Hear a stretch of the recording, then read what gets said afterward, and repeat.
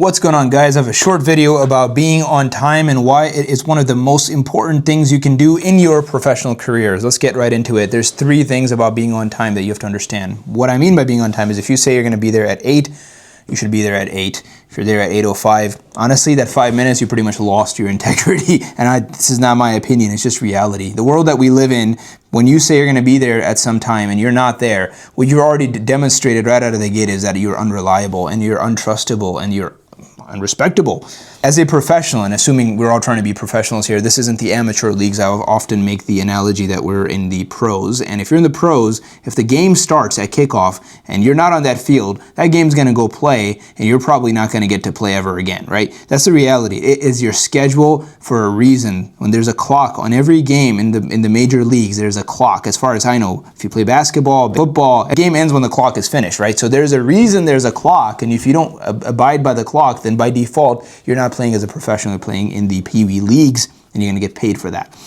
Expectation is what is expected of you. Now, this is different from being a professional. You have to be on time. This is expected from you because you agreed to it, right? I mean, unless you show up on your interview and you say, hey, by the way, I love you guys, I'm going to take this position, but just I'm not going to be on time ever. If you say that and they agreed, then great. But usually when you say stuff like that, actually we had some guy that said that to us one day and we're like, you're really cool, but no, we can't have you not coming in on time.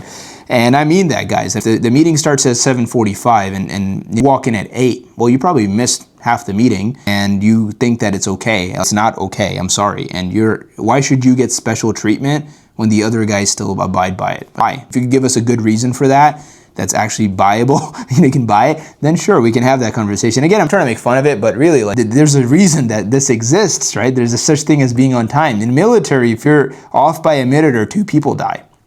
And honestly, in our company, if you're off by a minute or 2, people die, but in the long run, how? Well, the business slowly starts to die. Customers don't get happy. People's money gets affected.